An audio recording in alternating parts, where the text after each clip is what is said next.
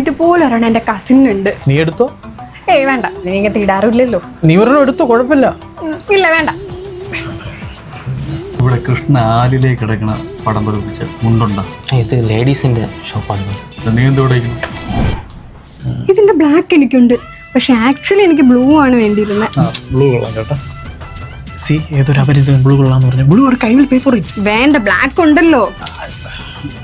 അതെ, ഈ ചെണ്ടമേളവും വള്ളംകളിയും തിരുവാതിരയൊക്കെയുള്ള സാരി ഉണ്ടോ? അതില്ലാത്ത മീനു, ഇത് രണ്ട് നിനക്ക് ചേരും. വേണ്ടെന്നല്ലേ പറഞ്ഞേ.